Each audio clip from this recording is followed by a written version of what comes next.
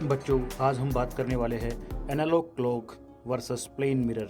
यहाँ पे हम देखेंगे कि प्लेन मिरर के अंदर जो एनालॉग क्लॉक होगी उसकी इमेज किस तरह से बनेगी और उस इमेज के अंदर क्या टाइम शो हो रहा होगा with respect to object clock.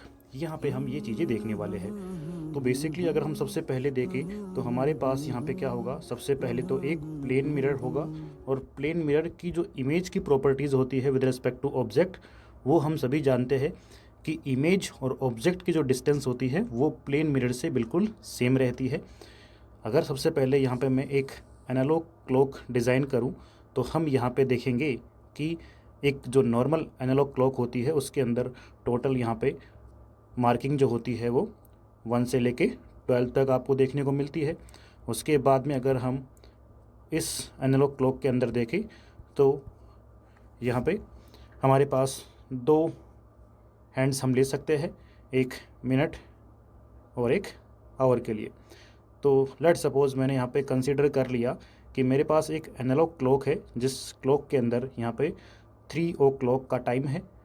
3 O clock मतलब जो आवर एंड होगा वो हमारा 3 पे होगा और जो मिनट हैंड होगा वो कहाँ पे होगा, एट 12 पे। ऐसा हमको यहाँ पे देखने को मिलेगा। तो अब यहाँ पे हमें ये देखना है कि इसकी जो इमेज बनेगी उस इमेज के अंदर कितना टाइम आपको देखने को मिलेगा। This is our task. तो हम यहाँ पे डिज़ाइन कर लेते हैं सिमिलर काइंड की एक एनालॉग क्लॉक जिसके अंदर टोटल अगेन 1 से लेके 12 तक मार्किंग आपको देखने को मिलेगी।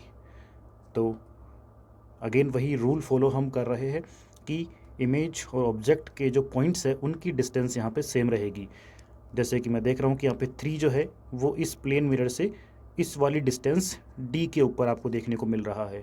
तो डेफिनेटली जो 3 होगा वो इस सेम डिस्टेंस के ऊपर ही आपको देखने को मिलेगा।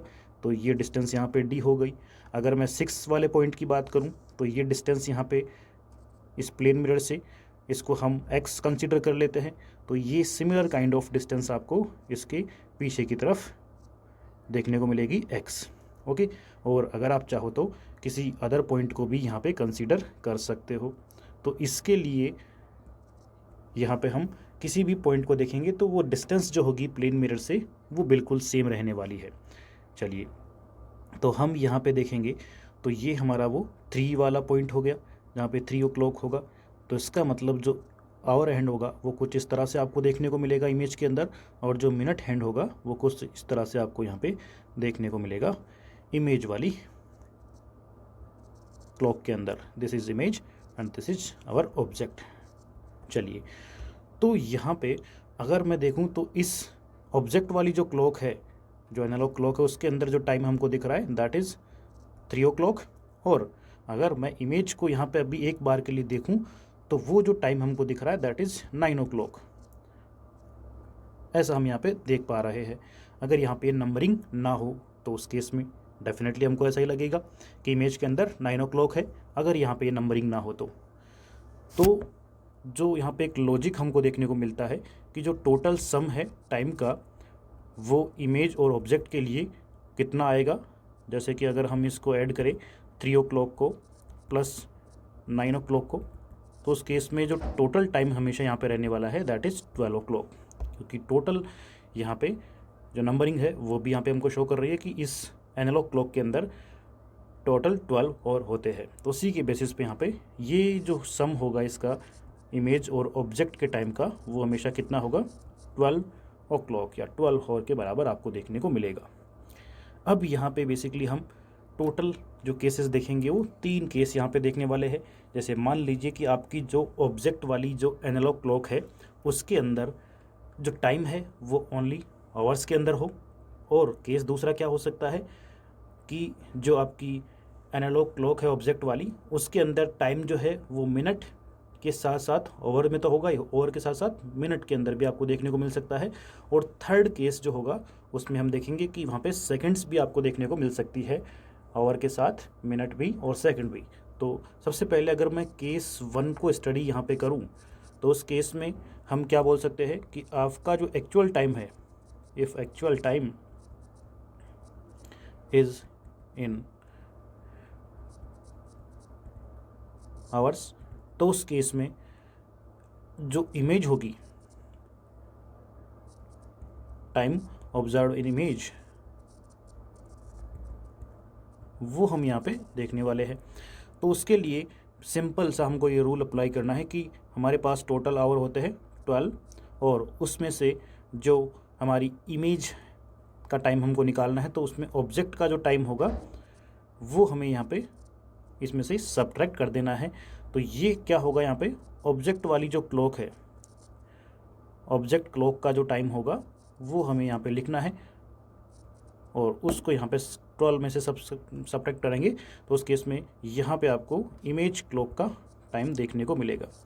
This is the time of image clock. Okay, this is the case number 1।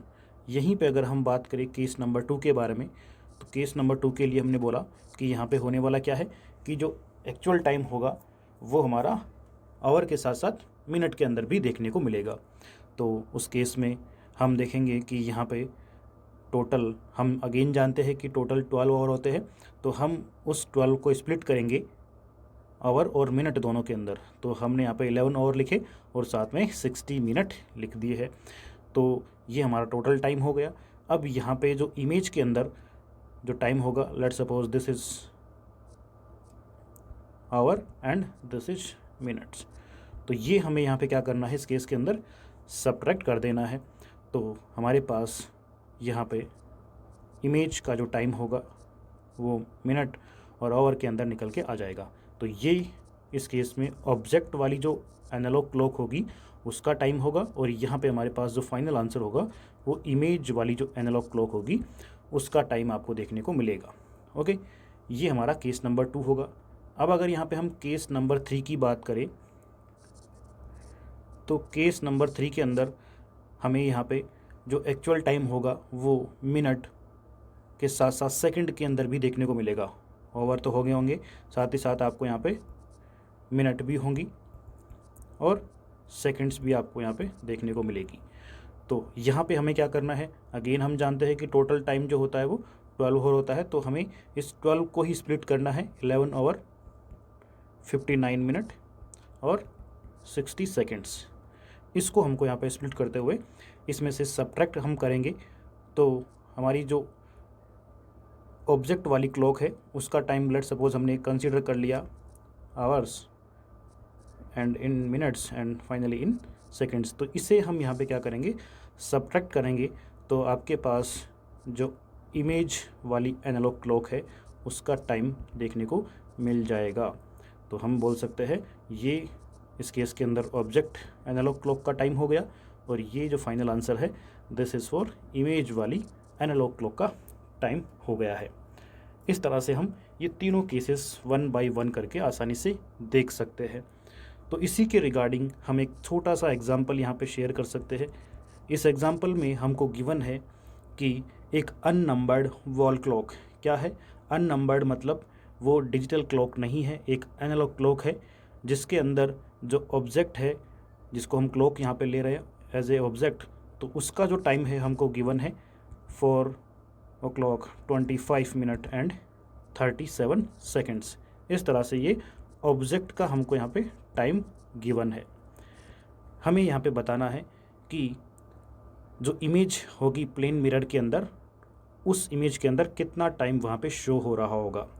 तो उसके लिए हमें यहाँ पे केस 3 कंसीडर करना होगा, और केस 3 में हम देख सकते हैं यहाँ पे हमारे सामने जो आंसर निकलेगा उसके लिए हम क्या करेंगे, यहाँ पे 11 59 60 इस वाले नंबर के अंदर से ये जो ऑब्जेक्ट का हमारा टाइम है उसको यहाँ पे हम क्या करने वाले हैं, सब्ट्रैक्ट करने वाले हैं।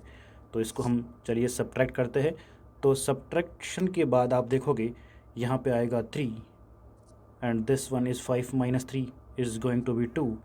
उसके बाद में हमारे पास ये जो नंबर बनेगा that is 4, this is 3, 5 - 2 is 3 and that is 11 - 4 that is 07। तो ये जो हो गया उस इमेज वाली क्लॉक एनालॉग क्लॉक के अंदर टाइम आपको देखने को मिल जाएगा कुछ इस तरह से। ये हमारा यहाँ पे आंसर होगा।